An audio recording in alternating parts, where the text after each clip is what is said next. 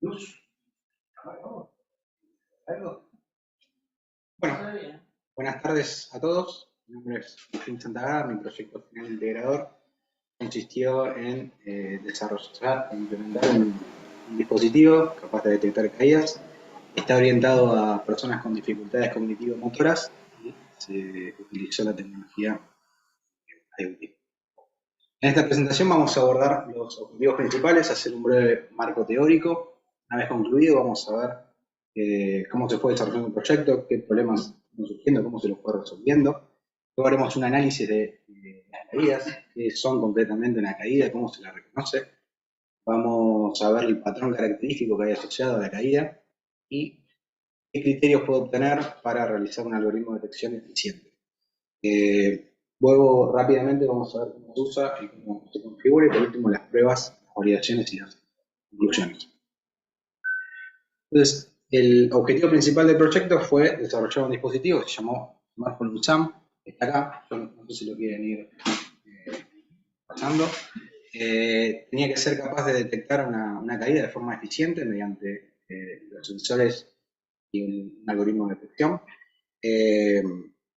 Distinguir lo que es realmente una caída para evitar los falsos positivos. Luego también debía ser capaz de notificarlo a cuidadores o familiares mediante un sistema de comunicación seguro que no permita alteración de valores o interferencias, y por medio de aplicaciones populares, WhatsApp, Telegram y correo electrónico. Para eso se utilizó la creación de chatbots y servidores MTP para el caso del correo saliente. Y los últimos objetivos tenía que ser de bajo costo, tener una alta autonomía, varios días en principio, en la idea, y permitir un diseño portátil que permita múltiples formas de uso y suscripción a distintos objetos.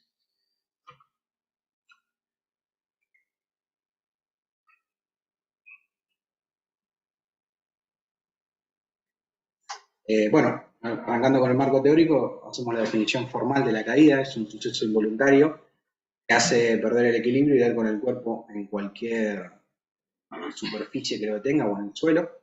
Representan un problema de salud pública a nivel global, con consecuencias físicas, psicológicas y socioeconómicas. Según las estadísticas de la Organización Mundial de la Salud, son la principal causa de muerte accidental en personas mayores de 65 años. Se calcula que anualmente se producen cerca de 684.000 caídas mortales, lo pone en segundo lugar después de los accidentes de tránsito, muertes accidentales, ¿sí? Y 37 millones de personas es el promedio anual que terminan catalogadas en caídas graves y requieren atención médica. El costo promedio por atender un traumatismo en el sistema finlandés es de $3.800, en Australia $2.600, digamos. Es un tema a tener en cuenta las complicaciones que puede traer. Y en Argentina, la estadística nos muestra que el 66% de las muertes en adultos mayores, y gente de 65 años, es a causa de una caída.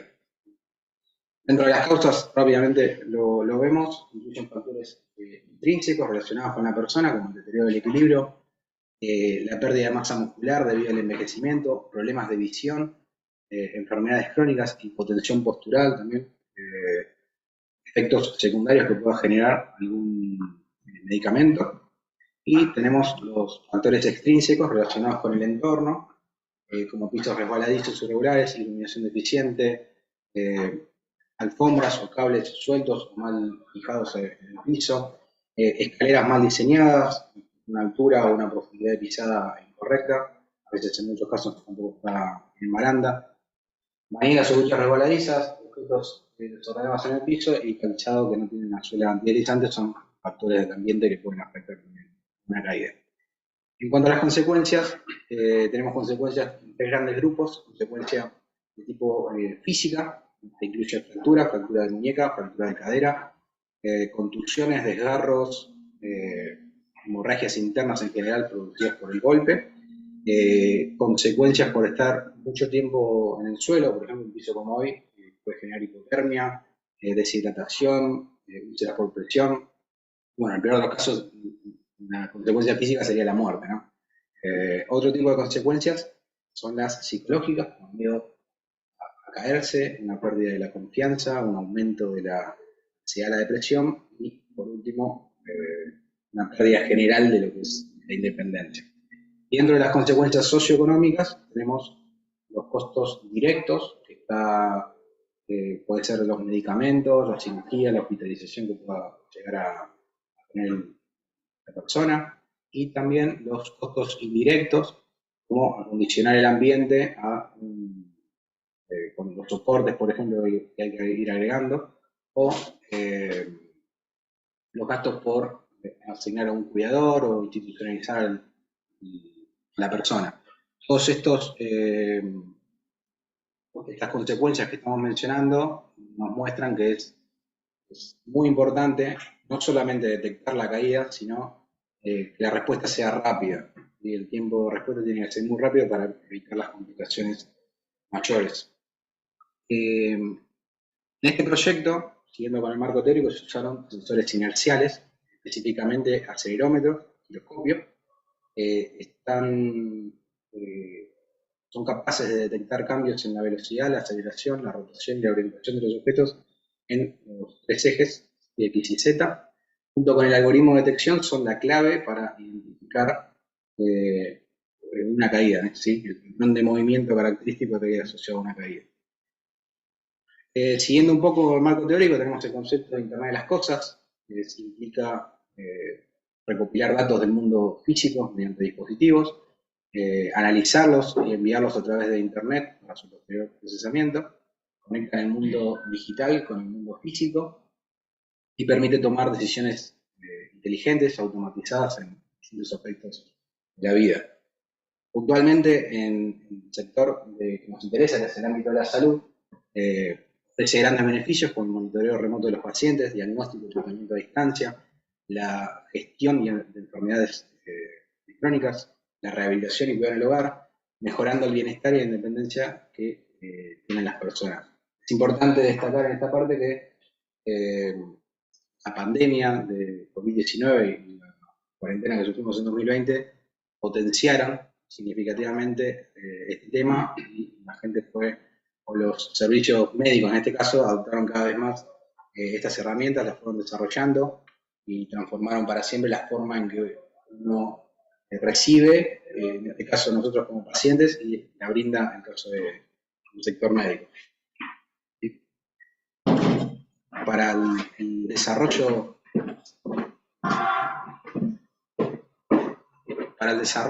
del dispositivo se optó por utilizar Arduino, una plataforma que estamos familiarizados en la carrera, la usamos varias veces en distintas materias.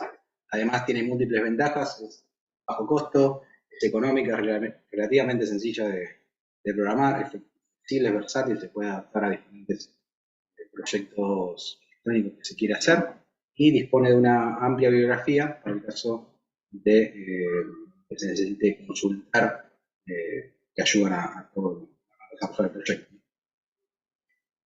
Terminado el marco teórico, arrancamos con la parte del funcionamiento del dispositivo, que sería el desarrollo. Se basa en tres etapas principales. La primera es la detección de la caída por medio de los sensores y la detección. La segunda es la etapa del aviso, avisa de forma local, un user que tiene una alerta sonora. Y la tercera es la notificación, se conecta a la red Wi-Fi y envía la notificación a los contactos registrados. Además, tiene la parte de arriba, tiene un botón antipánico, puede presionar en cualquier momento el usuario para solicitar asistencia. Y otra funcionalidad que tiene está programado para que realice una alerta de batería baja. Si baja la capacidad de la batería al 15%, dispara un evento tanto local mediante pitidos al usuario o al cuidador o familiar que esté cerca, como por vías de contacto que ya vimos. El diseño en cuanto al electrónico está compuesto principalmente por una placa principal, la vimos de Arduino Mini, que está basada en el microcontrolador ST8266, tiene Wi-Fi integrado, digamos, medidas muy pequeñas, que era una de las cosas que necesitamos para este proyecto. A la izquierda, un MPU 6050, tiene la particularidad que tiene incorporado tanto acelerómetro como giroscopio, así que también sería para esa parte. A la derecha, el user que se va a encargar de informar tanto al usuario como al vendedor los eventos importantes producidos. El pulsador, que obviamente sirve para el botón antipánico, pero también si uno lo mantiene presionado 5 segundos, resetea los valores de fábrica. A la izquierda del todo tenemos el Battery Shield, que es uno de los módulos especialmente diseñados también para la placa principal. Tiene la alimentación de todos los componentes y la carga de la batería, que es de litio, de 1200 mAh de capacidad y 3,7 volts. Acá vemos el diagrama de respuesta implementado ante diferentes situaciones. Vemos que al encender el dispositivo por primera vez se emite, se pone en modo access point, emite una red Wi-Fi con SSID, un SAN detector aquí arriba. Internamente tiene hosteado un servidor web, automáticamente se le abre al usuario con un asistente que lo va guiando en la configuración del dispositivo. Si todos los parámetros de configuración ingresados son correctos, ¿sí? Eso incluye Wi-Fi primario y que haya conexión, si no está la posibilidad de poner un Wi-Fi secundario también. Se realiza la conexión y se envían los mensajes. Luego esto se pone en modo ahorro y digamos, se pone en estado de suspensión, digamos, energéticamente. Para el caso, son los casos de caída, sobre los eventos que habíamos dicho. Caída, antipánico y alerta. Los tres técnicamente realizan lo mismo. Y se conectan primario, secundario, y lo único que cambia es el string, el mensaje que se le va a mandar. Entonces, el algoritmo de caída está acá, lo vamos a ver más adelante. Si se detecta una caída, se realiza el wake up y se envía los mensajes con el correspondiente texto a los contactos. Un problema importante que se identificó, era crítico, era la poca autonomía que tenía la batería. En primer momento, sin realizar ninguna optimización con los valores iniciales que se tenía, haciendo un resumen de lo teórico más que nada, sino de la práctica, daba 34 horas, es un poco tiempo para lo que se supone que, como habíamos dicho antes, tenía que ser alta autonomía. ¿Sí? Uno está acostumbrado a cargar el celular todos los días, pero el público al que estaba orientado probablemente no, así que tenía que tener mucho más que esto. Para solucionar este problema, se implementaron técnicas de optimización de consumo de energía, aprovechando los diferentes modos que ya tiene programado el chip SP66. Son los modos sleep, el light sleep y el deep sleep.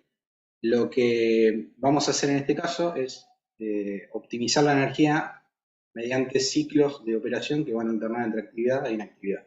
¿Sí? Los ciclos, un ciclo resumido sería este que vemos acá. ¿Sí? Arranca con un wake up, estando en modo ahorro. Wake up se inicia, se carga el sistema, se intenta hacer la conexión con el access point, luego se negocia el acceso a internet mediante la obtención de IP, gateway, servidores DNS, etc. Una vez que esté conectado, se transmiten los datos y nuevamente se pone en modo ahorro. ¿Sí? Esto es importante. Las tareas se hacen de forma muy rápida, están optimizadas y la idea es volver siempre al modo ahorro. Solo va a consumir energía significativa durante los estados que se necesitan enviar la información, que es 3, 4 y 5, el resto del tiempo no tiene ningún sentido dejarlo habilitado, que era lo que nos pasaba antes. Así que lo que se hizo fue entrar en ese modo ahorro. Bueno, en esta imagen vamos a ver cómo varía el consumo de la corriente durante las distintas fases de la operación. Están todos los ciclos identificados, como dijimos antes. Lo que vamos a querer hacer, lógicamente, es tratar de evitar esto que está acá. Son los estados de alto consumo, estado donde viene asociado la conexión con Wi-Fi, el timeout, el tiempo de espera que se tiene, la negociación y la transmisión. Vamos a querer estar todo el tiempo en este estado. La única particularidad de esto, que tuvo en cuenta los cálculos, pero no una imagen para no hacerla más confusa es que nuestro dispositivo tiene incluso dos conexiones Wi-Fi. O sea, la conexión de un timeout sería por dos en nuestro caso. El peor de los casos es que no conecte con el primario. Igualmente está tenido en cuenta en los cálculos. Si se hacen estas modificaciones, se pasa de una duración de 34 horas, un poco más de 34 horas que habíamos visto antes, a 384 días. Hoy estamos, usualmente me fijé más temprano, el día 16 de septiembre del año pasado, así que hoy estamos justo día 300 de uso continuo, de esta manera. O sea, ahora está en modo ahorro, si uno lo puede presionar en cualquier momento, o se cae, el algoritmo que lo detecta, va a funcionar. La teoría nos dice obviamente que es bastante menos que esto, la práctica nos va a decir eso, eh, probablemente porque la curva de descarga es característica en la batería de litio, no es lineal, ¿sí? Pero en principio estamos ahí, todavía tampoco llegó el mensaje de alerta y la semana pasada cuando hicimos la prueba estaba en 23% de capacidad, ya está ahí. Si hacemos la estimación tenemos hasta el 5 de septiembre, falta, pero está muy cercano al año. Bueno, la imagen que estamos viendo muestra el render final de la carcasa con todos los componentes agregados.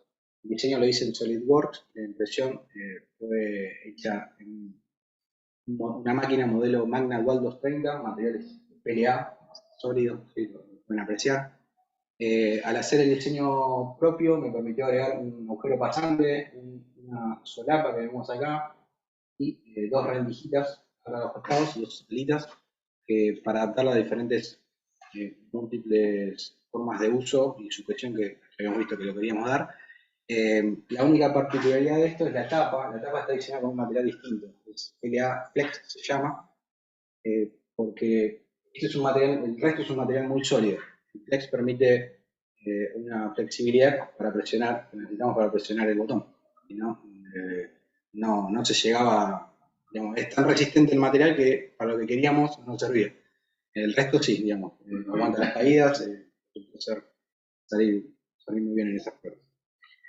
Entonces, en cuanto a los modos de uso, tenemos acá quizá un poco más gráfico, gracias a lo que es las rendijitas que hemos visto en los costados, se puede pasar una correa, una banda elástica, una pulsera y usarlo muñeca, se puede adaptar a distintos accesorios, objetos de rehabilitación en realidad, silla de ruedas, bastones, bastones canadienses, andadores.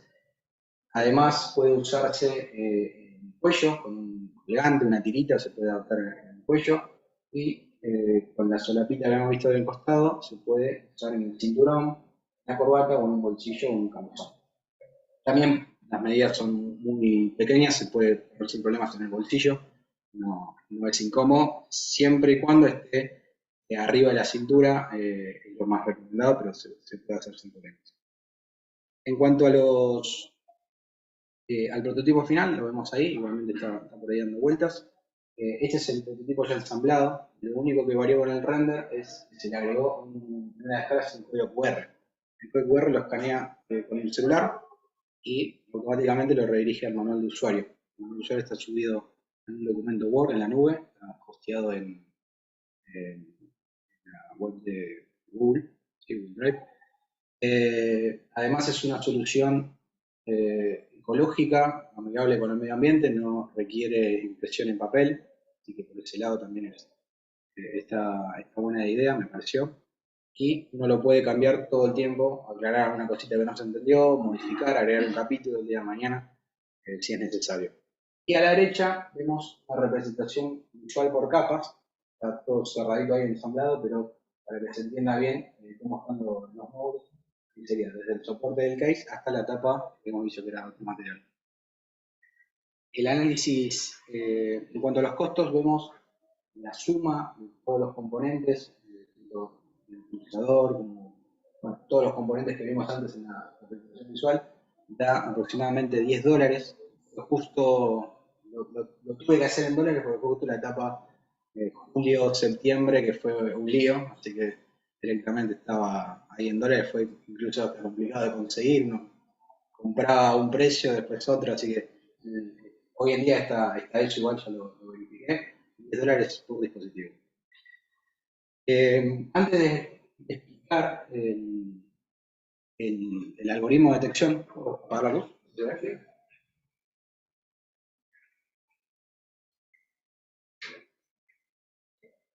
Antes de explicar el algoritmo de detección, vamos a tratar de entender el patrón del movimiento que asociado a una caída, que viene dado principalmente por un periodo de ingravidez. Estamos acá, la aceleración es cero, la aceleración de gravedad es cero. Luego tenemos un periodo de, bueno, en el caso del 2, además de ser cero, luego la velocidad incrementa, va incrementando gradualmente. Luego tenemos el patrón 3, en el cual la aceleración se produce una aceleración repentina, una rotación muy violenta del cuerpo. Luego un periodo de inmovilidad 4, en el cual el cuerpo permanece en reposo absoluto o moderado, digamos, se quiere reincorporar muy lentamente. Esta prueba puntualmente fue tomada desde un experimento de 1,80 m de caída libre. Esta puntualmente fue esa prueba, por eso se ve muy marcado todo. Es obvio que si hay una caída desde una escalera o cae una cama o se tropieza, va a ser distinta.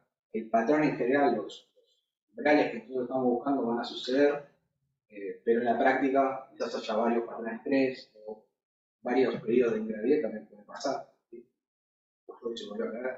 El patrón en general es este, nosotros lo que vamos a usar en estos criterios de umbrales de aceleración para el algoritmo de. Entonces, pasando al algoritmo, a aplicar el algoritmo, tenemos los tres criterios, como hemos visto, son tres condicionales distintos en nuestra programación, se tiene que cumplir los tres, si no, corremos el riesgo de que sea un falso positivo y que se esté moviendo sin ser una caída. Entonces tenemos, para la parte de la aceleración, hacemos el cálculo del módulo de aceleración. Si lo comparamos con mayor a 3 veces la aceleración de la gravedad, seguimos. Si no lo desestimamos esa lectura, parte de la rotación, lo usamos el giroscopio en este caso, calculamos el módulo de la variación angular. Si es mayor a 60 grados, es probable que sea una caída, todavía no. Si no, desestimamos este valor, el anterior. Y si hay un periodo en el cual la variación angular no cambia y la aceleración es menor a 0,5g, lo que está en reposo absoluto o tratando de incorporarse, bueno, es muy probable que hayamos tenido una caída. De esta manera se maneja el algoritmo, ahí pasa a la parte de enviar el evento de caída a los familiares secundarios del resultado. Ahora, para la parte de la configuración del dispositivo, es muy sencilla, realmente. Habíamos visto que se emite la red Wi-Fi de SSID usando el detector. Es libre, para no complicar. El usuario se conecta, ni bien se conecta, se le abre el portal web, el portal con un asistente que lo va a ir guiando en la configuración del dispositivo con los parámetros necesarios. Le carga automáticamente los SSID con Wi-Fi que tienen cobertura en se encuentra el dispositivo. Obviamente por potencia de recepción, uno selecciona el Wi-Fi de su domicilio y lo puede asignar ahí sin problemas. Abajo tenemos los canales de contacto, ¿sí? El mail, el número de teléfono, y el Telegram en realidad se maneja por Data ID, tiene más número de teléfono, es que es muy fácil de conseguir, un vasito más que está en el anexo.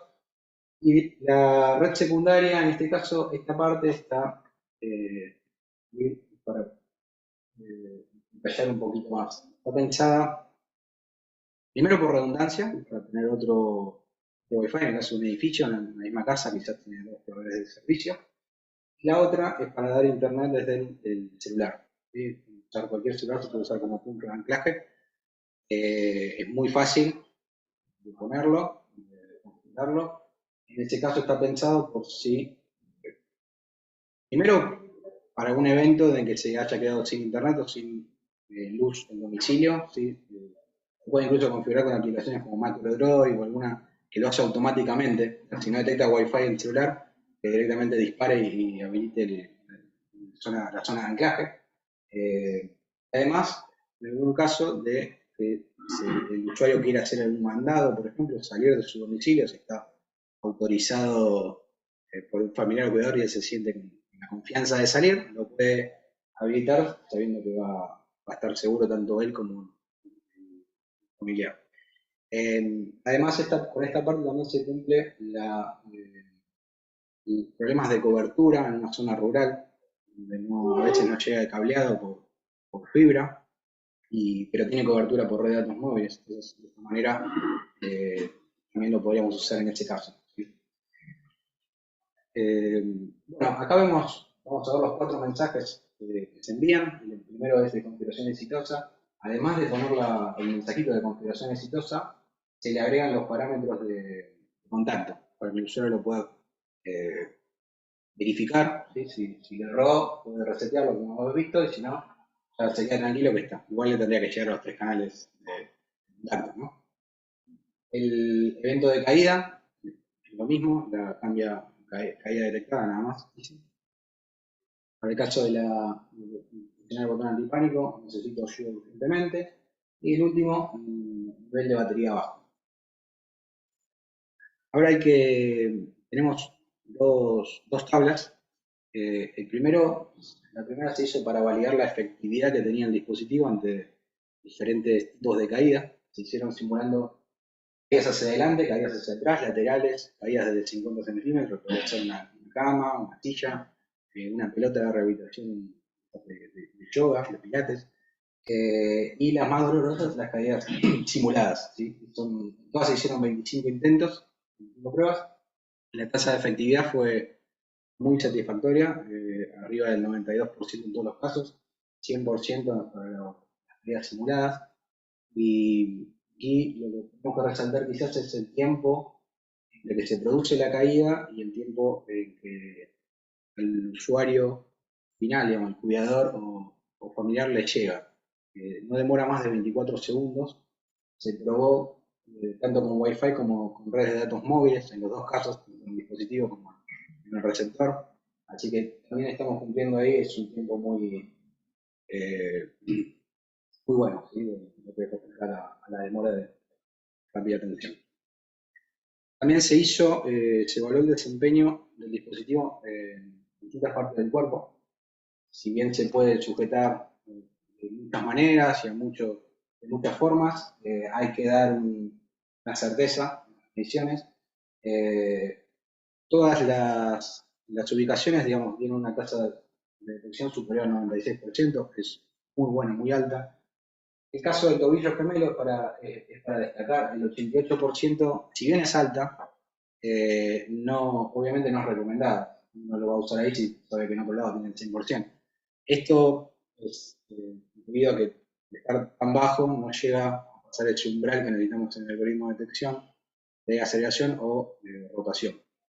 Entonces, lo mismo para el bastón. El bastón fue utilizado en la parte de arriba, lo que fue en la parte de arriba del mango, a la altura de la cintura aproximadamente. O sea, con pasar esa altura no hay problema, las tasas de efectividad fueron altas. Bueno, para finalizar, me gustaría destacar las principales características de la ejecución del proyecto. Se logró un dispositivo de bajo costo, accesible, $10, una alta autonomía, de más de un año. Se lo integró con todo lo que es IoT para el envío de las notificaciones de aplicaciones populares. Se lo quería complicar en este punto de poner alguna aplicación externa con un servidor externo. Tenemos algo que funciona 99,99% del tiempo, producimos eso. Gracias al diseño que se hizo en 3D y en impresión, se tuvo que tener un diseño compacto, versátil.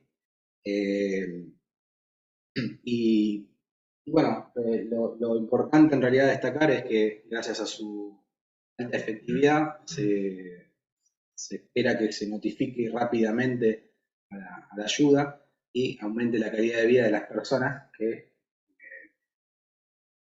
quizás perdieron esa independencia que sufrieron mediante una caída, y al familiar también le queda la tranquilidad de que ante una situación de urgencia va a poder a poder asistir a esa persona rápidamente. ¿Sí? Puede dedicar otro tiempo, no un tiempo constante de observación continua, puede dedicar las cosas para hacer otras tareas que vamos a tener que ir a eso. ¿Sí? Eso fue todo. Muchas gracias.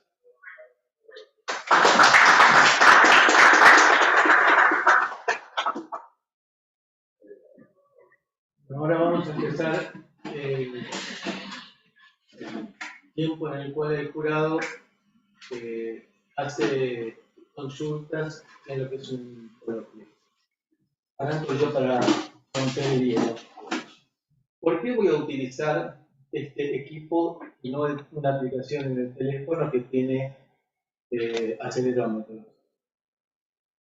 En principio, la ventaja que tiene el dispositivo es que, primero, el costo, si uno ya lo tiene comprado el teléfono, no sería el caso, pero si uno está pensando en, sería el costo es mucho más barato de un celular. Segundo, autonomía. Está pensado un objetivo de personas que quizás no tengan la capacidad ni física ni técnica de entender que tienen que ponerlo a cargar. No podemos correr ese riesgo con la gravedad de los problemas, las consecuencias que podemos tener. Así que yo le veo estas dos grandes ventajas con el celular. Es una preguntita. ¿Lo compararon con un reloj? ¿En tamaño o No, capacidad? en funcionalidad. O sea, el reloj, por ejemplo, normalmente puede emitir una alarma falsa por el movimiento brusco de la mano. Ahí no sé si hicieron pruebas de giro. Sí, totalmente. O sea, hicieron pruebas de giro cuando lo pusieron en la muñeca, ¿no es cierto? Y eso siempre ha detectado, bueno, ahí decía el 100%. Una alta probabilidad, sí, en muy pocos casos realmente no detectó. Claro. Sí, ahí el algoritmo de detección se centró mucho en evitar los falsos positivos. O sea, exacto, hay umbrales de aceleración y también de rotación. O sea, ahí estamos acelerando. Sí, lo podemos probar. Si uno hace así, no va a sonar. Si claro, así, no. A veces, porque según cómo hagas el movimiento, no todas las veces que hagas el movimiento, esto detecta. Entonces, ahí, por lo menos lo que vi, no tiene una circunstancia de decir anulo el mensaje. Lo que pasa es que en el algoritmo está que te tenés que quedar quieto al final. Digamos, no se da solamente la aceleración y la rotación. Uno puede estar haciendo una vuelta de carnero, pero si se queda totalmente quieto por un tiempo, ahí es ya con esos tres. En esto se ocurre lo mismo. O sea, haces el movimiento, te quedas quieto y ahí recién sale, dispara. Pero lo podés parar. O sea, te hace una llamada de emergencia. Frenar el envío, dice. Claro, frenar el envío de la información. La persona se pudo haber dado cuenta, no, hice tal cosa y no. Ok, sí, lo pensé en ese sentido, lo agrego. Pero después, en este caso, yo prefiero que sobre la información, la realidad es que lo fui a probar incluso haciendo deporte y no lo he detectado. No, pero sí, es verdad eso, pero en ese caso, entre lo saque el mismo usuario, o a veces por no molestar al familiar lo puede anular y yo quiero saber si te golpeaste, te fisuraste algo, quiero saber. O por ahí si se cayó el bastón. Pero ¿Qué bueno, pasa si se cae el bastón? ese es un tema. Ese es un tema que está aclarado en el informe, quizás no acá, que hay que aclarar que si uno lo pone en un bastón, se caiga el bastón no quiere decir que se cae la persona. No, el hecho de que esté para adaptar a sujetar a muchos objetos, tampoco es para poner en cualquier lado. Pero el familiar, ¿cómo sabe que se cayó la persona o el bastón? Ahí no, es un tema, está hecho como el descargo en el informe, es decir, bueno, permito ponerlo en muchos lados, incluso si lo pone acá es lo mismo. Si lo quiere poner en el tobillo, aunque está aclarado que no te recomiendo, podés ponerlo, ¿no? Nadie te lo impide. Pero si la caída, digamos, no va a ser tan efectiva como ponerlo quizás acá en el brazalete o... Claro, el familiar no lo puede detectar, es una caída. Si se lo pones al termo, se cae el termo, va a detectar que se cayó. La idea es que sea usado conscientemente. Y otro tema, ¿cuánto tiempo tardaste en el desarrollo? El Gantt, Está en el a día, no, unos 6 meses. Sí, en días, no tengo muy claro, pero 6 meses aproximadamente. La planificación era 4 meses. Sí, Iba a sí, ser se fue. Era del orden de menos de 300 horas. Sí. En el inicio ¿no? sí, se fue complicando después para la toma de decisión de la compra, porque no me quería ir. El primer revés que tuve fue el tema de costos, era lo primero que tenía que resolver. Lo tuve el primer mes que arranqué a ver los componentes. Ahí tardé mucho tiempo y terminé consiguiendo, digamos, un número que ahora se estabilizó, pero se extendió mayormente por eso y bueno, después en la parte del algoritmo, mucha vuelta. Dando mucha vuelta. ¿Qué pasa con las interferencias? Si ¿te pasó que alguna vez tuviste alguna alerta inesperada por algún tipo de interferencia? ¿Estaron esas en las pruebas? No, interferencias en cuanto a la comunicación, no, sí hubo demoras, en algunos casos, por el tema de la latencia. Justamente, llego un enlace, le puse ruido a la comunicación Wi-Fi, en realidad lo puse más lejos. No era ruido técnicamente, sino que era casi en el borde de la cobertura, que yo sabía que estaba radio de Wi-Fi, y en ese caso demoró, muchas veces se hizo el intento, demoraba 50 segundos, demoraba el doble. Porque yo me quedé pensando con esto, ¿qué pasa? Que a veces por ahí son adultos mayores que son seniles y se pierden y se pueden ir a la terraza o cualquier lado. ¿Qué pasa con este tema de la cobertura? Bueno, en ese caso, digamos, si uno es consciente ya que lo va a poner en una persona que sufre esa dificultad cognitiva, en principio debería tener todo el tiempo presionado o con un celular en el bolsillo, por ejemplo, o en algún vecino que sabe que, bueno, si la terraza te da con algún vecino, bueno, pedísela y está cubierto ahí. Después es complicado, sí, si sale a la calle, digamos, el peor de los casos es que sale al domicilio y se vaya, si no le atás un celular y le pones un anclaje y te Bueno, pero aseguras eso que igual hablas en trabajo futuro. el trabajo futuro, digamos, para resolver eso habría que poner una 2G, o sea, una SIM, para prender la red de datos, que hay más cobertura, igual podría pasar, digamos. Lo ves, Que se pierde cobertura, igual no está en ningún lado del mundo, está 100% asegurado una cosa por otra, digamos. Puede pasar que se me vaya el bolsón y es lo mismo. Es un segmento quizás muy puntual, un objetivo puntual de habrá que tomar otra medida en ese lugar, quizás. Está prohibido caerse en el bolsón. Está prohibido caerse. Respecto a un comentario respecto a la pregunta que hizo Marcelo. El celular, el dispositivo que normalmente una persona mayor lo lleve encima. La ventaja de este dispositivo es que lo puede usar como ropa o como calzado o como una cadena.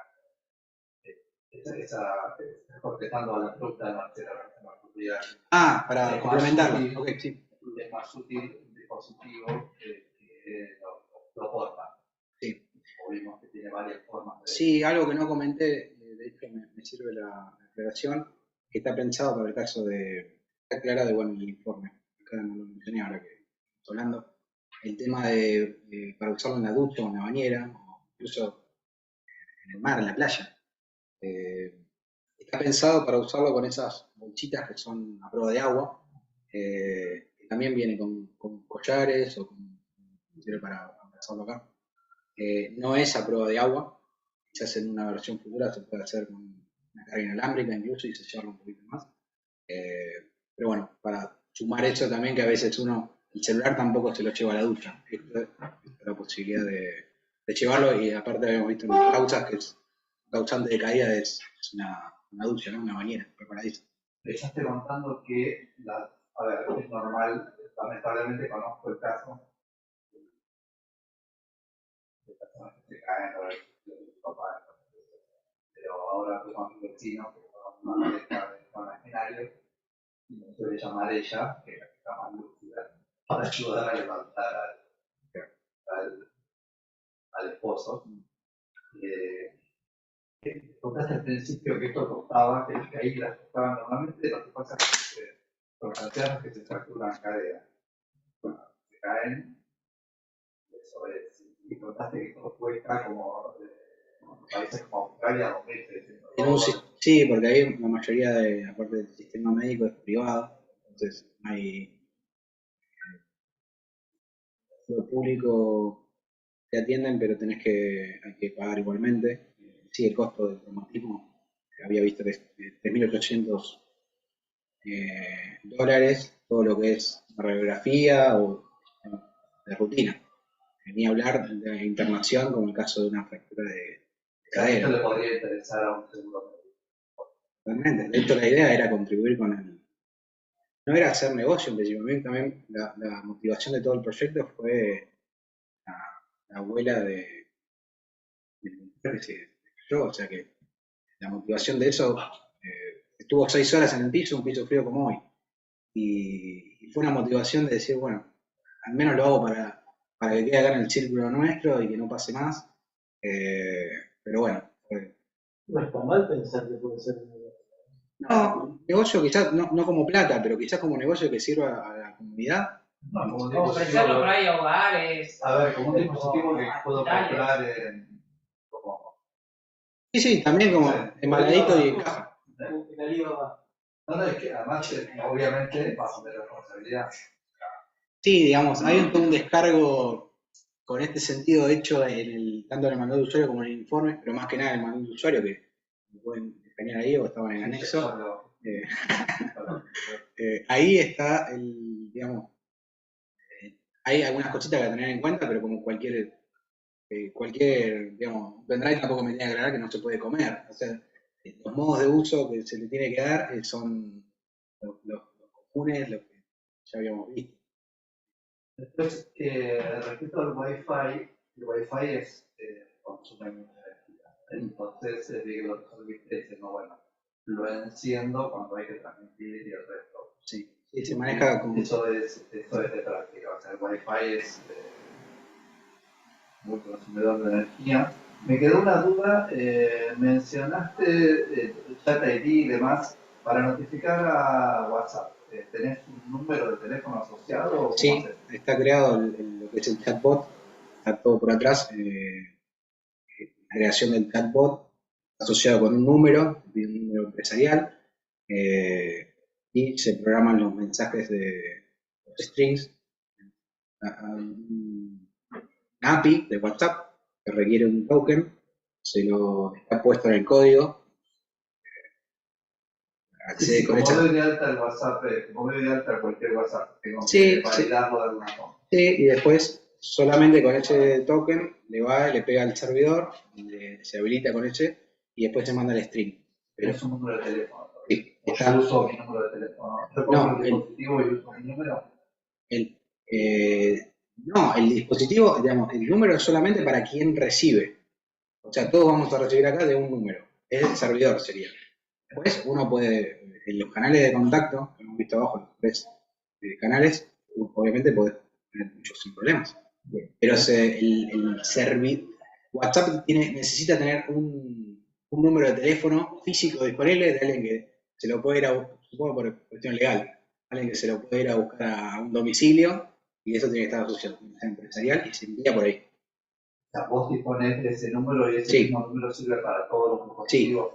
Sí, porque No es uno por dispositivo. no, Correcto. es algo general para habilitar, digamos, el servicio del API de WhatsApp, del chatbot de WhatsApp. Sí. Porque no pensé que cada dispositivo tenía que configurarle un número. No, lo mismo para Telegram, lo mismo. O sea, uno lo puede configurar de cualquier dispositivo, se accede a ese servicio en particular y listo, yo lo tengo configurado desde mi celular personal, por ejemplo. Lo que es el chatbot, lo que va a responder, lo que va a enviar los mensajes. Pero después, un usuario final que lo agarra, lo saca de una caja, imaginemos que está pues, como para vender, él lo único que tiene que hacer es ingresar los 3 canales de contacto. No tiene que hacer nada con el chatbot. Lo único que va a tener que hacer es conseguir el chat ID. Telegram se maneja distinto, no va por número de teléfono como WhatsApp, sino El chat ID en este caso sí va a ser por cada es dispositivo. propio del dispositivo. Uno va y pregunta, abre una conversación, busca, hace la consulta del user ID y se lo devuelve. Son 2 pasos. Vas a Telegram, te busca un contacto de Telegram y ahí ya se accede. En este caso entonces sí sería uno por dispositivo. Pero como número de teléfono. Es igual que el número de teléfono o el mail, de hecho. Sí, Uno, el tema es que no podés, WhatsApp por ahora no podés generar. claro, exacto. Después, Telegram podés hacerlo. exacto. Volviendo atrás, el Wi-Fi, mostraste el dispositivo, la antena, ¿dónde está? ¿Integrada al mismo dispositivo? Está en la placa principal. La placa principal ya tiene, de hecho, la plaquita principal que elegí, tanto por medidas como por el chip que ya tiene integrado la antenita de Wi-Fi. Funciona bastante bien, también probé con el SP32 y pese a ser más chico, este funcionaba bien. De tener técnicamente el mismo chip, tenía el mismo chip. Viene con Wi-Fi y con GPS. Claro, El resto. sí, viene No con usamos. Pero también el GPS. Claro. GPS, consume una barbaridad. En un Sí. momento, También hay que limitarlo por un pequeño tiempo. Sí. Un mensaje y hay que cortarlo. Sí. Y después vuelvo, no sé, dentro de 10, 20 minutos, mandame otra ubicación. en un momento traté de decir, bueno, si una persona tiene Alzheimer, le pongo ubicación, porque se Claro. perdió, ¿viste? Asumamos que se perdió. Pero que el el consumo se te va. Claro, pero vi la forma y lo pude hacer, de hecho me compré un GPS, estuve jugando y el de datos también. El usuario pueda solicitarle, o sea, levantarlo de él, sacarlo de modo ahorro, desde afuera, activarlo y pedirle la ubicación. Eso está también. Lo que pasa es que después empecé a ver si iba tanto de tamaño como de costos. Y en algún momento hay que frenar y decir, volver a los objetivos principales, pero eso lo pensé en el timer y en el GPS. El GPS consume una barbaridad. Martín, te hago una pregunta. Si...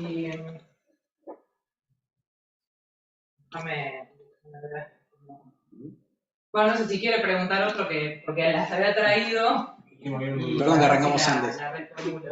Varias para hacer, así que vamos a hacer. Dale. Para rearmarla porque las tenía ya anotadas. En principio, bueno, felicitaciones, una buena presentación sólida. Gracias. Tengo varias cuestiones que me fueron surgiendo. En principio, un comentario. Digamos, generalmente cuando uno compra este tipo de dispositivos, confiando en que lo mismo, digamos, va en definitiva a monitorear a una persona mayor, que uno tiene mucho cariño y obviamente quiere protegerla, algo muy importante termina siendo los falsos disparos, ¿no? Porque si no termina pasando como Chernobyl, como uno recibe 3, 4, 5 falsos disparos por día y lo termina ignorando. Algo interesante que estaría bueno en este tipo de presentaciones es incorporar falsos disparos. ¿Cuántas pruebas se hicieron de falsos disparos y qué porcentaje hubo de falsos disparos? Entiendo por lo que dijiste que ha sido muy baja la posibilidad de falsos disparos. Sí, de hecho se lo trató de buscar a propósito. Como se fue ajustando el algoritmo para eso. Salió la primera. Los umbrales de aceleración y de rotación se lo decidió en cuanto a eso, prueba y error. Fue muy experimental todo. De las 25 pruebas de caída simulada que están al final, que fueron, bueno, esto acá, fueron mucho más antes. Y la verdad es que los falsos positivos se los quería evitar. El tema al principio saltaba como si nada, o sea, hacía este movimiento y ya sonaba porque no le había agregado la inmovilidad. Bueno, se lo fue ajustando a caídas que son más reales posibles. ¿Sí? Lo que respecta al tiempo del ciclo de energía, vos marcaste un ciclo del 1 al 6, donde Sí. bueno, el dispositivo se ponía básicamente después de hacer Sí. digamos, la conexión de HCP, impactar y demás, se ponía en bajo consumo. Sí. ¿Cuánto es ese tiempo estimado en cumplir el ciclo completo? Y es con 35 segundos en el peor de los casos. Desde que o sea, si hay que habilitar los dos Wi-Fi, el peor de los casos. Si no, se reduce 3,5 segundos a eso. como algo, no recuerdo bien ahora. 3,5 dura cada uno. Estaban los tiempos igual. Pero sí, y después a eso, perdón, está la parte, bueno, que se identifica. O sea, ese es el proceso en el ciclo de actividad, digamos, que sería el dispositivo. Después se pone en modo ahorro y está la parte finita que tarda en mandar el mensaje.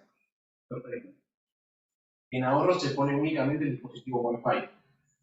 Obviamente el giróscopo y el acelerómetro está... Eso sigue leyendo, sí, digamos, desactivar el módulo Wi-Fi es un ahorro enorme. Bien. Después tenía un comentario respecto a la autonomía. Sí. Justo pasaste por ahí, en la diapositiva que pasó. Lo mencionaste, en una precaución técnica, digamos, ese cálculo no es correcto. Uno lo que tiene que hacer es seguir la curva, digamos, de descarga. Probablemente estés muy por debajo de ese número, porque es un máximo teórico que nunca le podés sacar los 1200 mAh a la batería manteniendo la tensión. Eso muy probablemente sea mucho menor. Eso teniendo en cuenta como un dato.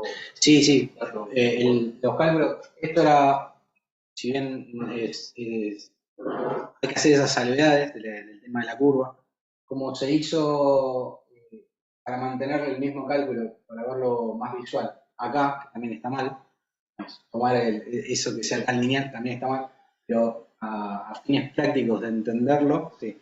Después está hecha igualmente toda una carilla, ocupará toda la parte con las curvas de descarga que tiene la batería de litio, etcétera, y el cálculo hecho final del descuento que se hace entre un 15 y un 20% a este valor.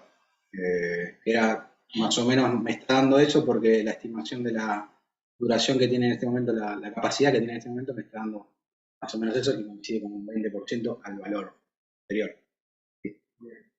Después, en lo que respecta al criterio de elección de plataformas, vos hablaste muy bien, digamos, que tiene que ver con un factor de forma, porque vos tenías acá un desafío grande que tenía que ver con reducir todo en este tamaño que está muy bueno. ¿Hicieron algún análisis en cuanto a procesamiento, no sé, capacidad de choque de la placa, porque obviamente se va a caer, se puede caer y tenemos que garantizar que se caigan funciones? Sí. En cómo han analizado también el ensamblaje mecánico para garantizar, digamos, que no haya desconexiones. Quería saber un poquito eso después de la elección de materiales. Internamente lo podemos abrir si querés. Tiene entre capa y capa de la representación visual que hemos visto antes, que lo vas a encontrar con eso mismo si lo abrimos. Entre capa y capa hay un pequeño separador con pistola de pegamento. Que se ve como algo de silicona, se veía sí, en la memoria. Claro, ¿no? hay una foto puesta también en el informe. Se lo hizo tanto para sujetarlo las conexiones, además de la soldadura, se ha puesto eso. También entre capa y capa hay un pequeño separador de ese mismo material, que no solamente lo pega, sino que también los mantiene todos juntos, sino que también evita que se toquen, ¿no? No sé si era esa la pregunta. Y después en lo que respecta a capacidad de procesamiento. Sí, también se hizo en tanto las capacidades técnicas que tenía la placa, o sea, lo que nos brindaba. Había algunas que no tenían Wi-Fi incluso, pero lo convenían por el tema del procesador o la memoria flash. Pero esta no cerró, está hecho el documento, está hecho toda la comparativa con distintas placas, con distintas plataformas también, Raspberry, y bueno, se terminó eligiendo esta, además por el tamaño y el costo fueron dos pilares muy grandes, porque por la parte del código casi todos estaban, en cuanto a memoria y procesador, casi todos estaban para el uso que se le iba a dar. De hecho, arranqué probándola en una SP32, que es bastante, un poquito más potente que esta, y cambiar a esta no significó nada. Bueno. Bien. Después, en lo que respecta al giróscopo y acelerómetro, vos mostraste muy bien el algoritmo que tomaban. Sí. Más allá, digamos, de los parámetros absolutos que vos mencionaste, ¿trabajan con algún filtrado de los datos? Los datos se censan en el mismo algoritmo, o sea, mientras se están leyendo, cuando pasa el umbral, por ejemplo, el primero que es el caso de aceleración, dispara el primer condicional. Estamos de acuerdo, pero para pasar el primer condicional, ¿vos estás aplicando algún filtrado previo o el dato? A los datos, no, son, en realidad, Lo primero que se hace en el código también es calibrarlo. El dispositivo, si no si vos lo dejas apoyado en este momento, te tira capaz 2, 0, 14. Si hay un lado donde no está correctamente calibrado y no va a poder hacer la cuenta del módulo correctamente. Entonces, el filtrado que se hace viene quizás de ahí. No sé si es. Pero está bien, vos haces la calibración y después Sí. el dato que te llega crudo es que El crudo, le hago el módulo y si después está la condición. Genial. Tengo dos consultas más y ya termino. Ujú. En lo que respecta al envío de información vía Wi-Fi, Sí. ¿tenés algún control de flujo? ¿Estás usando TCP? Digamos, ¿cómo estás montado sobre Wi-Fi? Sí, digamos, eso lo maneja internamente el propio dispositivo. Yo le envío el paquete de mensaje, armo toda la trama del paquete de mandar con el string diferenciado. Después lo que se hizo fue probar con el Wireshark, estuve viendo cuánto consumía para entender un poco más de cuántos datos estamos hablando. Más que nada por el tema de los enlaces, es decir, también decir un disclaimer de con tal velocidad de subida no te va a andar, te va a andar mal. Son muy pocos datos los que van. No es necesario hacerlo. Hoy en día cualquier red se banca a eso. Pero después el TCP y toda la seguridad por atrás la maneja Wi-Fi. Y estaba resuelto en ese sentido. Ojo, Wi-Fi es capa 2, TCP es capa 4, pero entiendo que TCP ya es propio del SP. Eso lo Sí. delegaste. Sí, exacto. Yo lo único que me ocupo es de armar la trama correctamente, asegurar que el canal sea seguro en la programación y ya. Genial. Y lo último, a modo digamos, muy menor de consejo, cuando hablemos de costos, siempre tengan precaución, porque nos pasa a todos los electrónicos, los de telecomunicaciones, nos da vergüenza hablar de números. Nos sentamos a negociar y no, bueno, bajamos la voz, como si estuviéramos digamos, hablando de números y estuviese mal digamos, mal querer cobrar lo que uno considera que tiene que cobrar.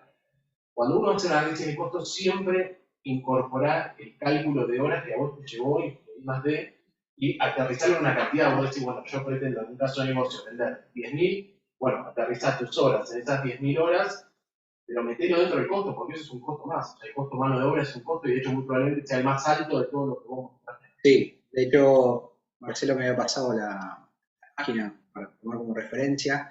Está hecho en el dispositivo con fecha 9 de junio, que fue la última vez que toqué en el dispositivo del informe. Está hecho ahí el cálculo con ese sumado todas las horas. Todas las horas que respecto a ese valor está ahí. Este era digamos, el costo por dispositivo. Sí, a veces pasa lo mismo. No se olvida de sumar eso que termina siendo en la práctica creo que eran 7 millones o algo así. O sea, un número que no tenía nada que ver con el valor de costo final o lo que se quiere impactar con sale muy barato. 10 dólares. Bueno, Bueno, yo lo que quería preguntar era Sí. sobre ciberseguridad. sí. Porque con esta cuestión de que uno está conectado con Telegram, con WhatsApp, ¿qué pasa con eso? Porque en un caso tan crítico, puede prestarse al cuento del tío esto. De que te capten la información y cuando llega la persona se conecta a alguien en la casa. Vos decís que te llega un mensaje no del dispositivo, sino de otro lado. Sí. De phishing. Ahí te estaría llegando mensaje desde otro. Yo tengo creado el bot, que se llama Smartphone Chat, que vos te va a llegar con ese configuración exitosa y siempre el chat va a ser de ahí. No, en cuanto al phishing, es lo ingenioso que sea la persona para hacerte creer a vos que es el dispositivo, venía a abrir la puerta que se cayó y te Porque estoy un mail esperando atrás. rápidamente te puede llegar. Un mail te puede llegar, pero es lo mismo. El mail es propio del dispositivo, ya está hosteado, tiene el web server, el SMTP, digamos, está registrado, y te llega a smartphoneunsam@gmail.com. Si a vos te llega después smartphoneunsam.js@gmail.com. Pero vos en el momento de la desesperación Sí. por ahí ni mirás de dónde viene. No, eso, digamos, tampoco tengo manera de. Pero Está vos bien. mandás todo. Sí. O sea, si vos configurás, tienen que llegar los 4. Pero Los 3 o 4, los 3 canales, sí. los 3 canales. Sí. Que yo pueda hacer phishing con los 3 canales simultáneamente es muy difícil. Pero Pero con uno sí. phishing por WhatsApp. Sí, pero si lo haces en WhatsApp, ¿lo vas a hacer por mail y lo vas a hacer por Telegram simultáneamente? Bueno, si la quieren complicar, podrían. Igualmente uno tiene es como si ahora le llega hijo, mensaje, Sí. hijo, de otro número distinto, hola, soy tal. Uno lo primero que hace, el phishing en sí, la recomendación es desestimarlo. Después, bueno, en el miedo, yo, sí, ahí voy. Bueno, es el equivalente a papá me robaron. Sí, Claro. a las 3 de la mañana, Claro, dormido, te llama alguien llorando. claro, exacto. Perdón que agregue, el número está agendado con un, digamos, está agendado con un nombre. Vos cuando te llegue el mensaje lo vas a tener adresado a un nombre. Si te llega con un número X no le darías importancia. Después está la parte de desesperación, que vos Claro. decís que es normal, sí, pero es como que me llame ahora mi viejo o mi mujer, me diga, pasó tal cosa, que está asociado a un nombre, y eso es más de una política quizás social del phishing, de alertar o informar, de decir, bueno, digamos, los canales de acá de comunicación, como preguntaba Carlos, son 3. Cuando se envía el mensaje de configuración, se va a enviar por mail, desde un mail siempre, por Telegram, desde un solamente chatbot, y el WhatsApp lo mismo de un número. Después es más conciencia, está bien lo que decís vos, porque sí, se puede hacer el caso de... Hay que adoctrinar adecuadamente. Claro. Será más de conciencia. Sí. Hoy cuando uno lo llama a una hora rara, ya más o menos está predispuesto a decirle, ¿sos vos, Juancito? Sí, soy yo, Juancito. No tengo hijo, Juancito. Bueno, Marketing, mi última pregunta es, ¿cuánto tiempo te llevó verdaderamente? Vos hablaste del orden de 300 horas más o menos. No, dijo. la práctica fueron 6 meses tranquilamente. Es más, me acuerdo tal cual porque estaba en obra en mi casa, así que cuando venían los chicos les abría y estaba con esto. Y luego todo el fin de semana era de... Y una vez se subestima las tareas. Totalmente, me pasó eso. Me encontraba después de 10 a 11 de la noche ahí ¿Qué probando. complicaciones tuviste? Dios. Principalmente con el costo de conseguir los materiales. Un tema que hay cosas que dependían de mí y cosas que no. Eso fue, si bien lo podía resolver, bueno, la plata, digamos, realmente no es problema. Estaban cumpliendo con lo que era el primer objetivo, que era bajo costo. Bueno, no dependía de mí, estuve en una situación del país complicada en ese momento. Y después, en cuanto a lo técnico, bueno, la verdad que en la carrera comentan mucho el tema de el paso, con esta información lo tenés que sacar. La verdad que eso me sirvió. O sea, sabía que tenía que hacer eso, gracias a quizá los foros, la bibliografía, los datasheets, lo fui viendo, la memoria o dónde tenía que cortar yo el wifi, en qué momento bajar eso, cómo leer. No tenía mucha experiencia en realidad con Arduino, pero quizás si hubiese tenido varias semanitas ahí que ahorraba, pero después no.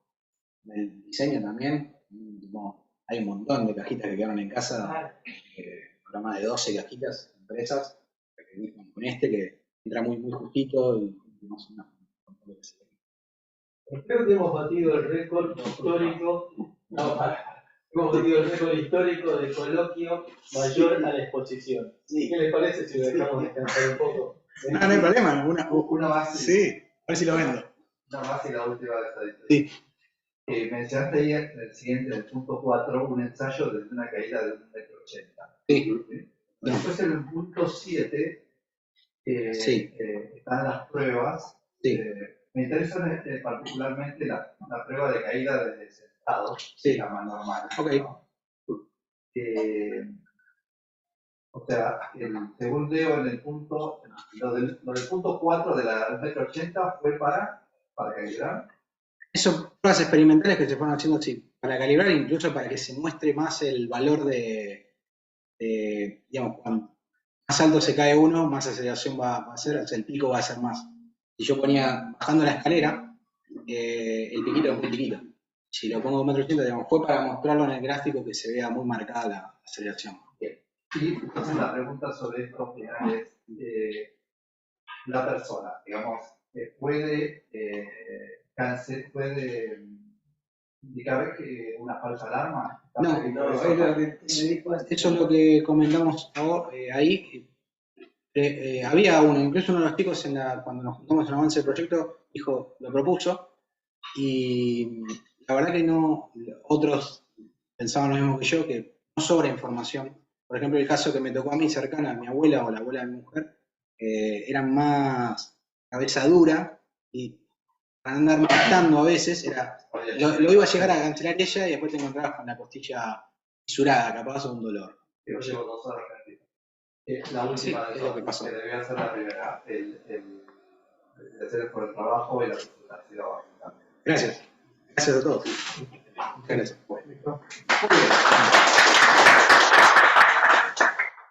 Ahora el procedimiento es, si son tan amables de esperar afuera, se va a reunir el jurado en forma privada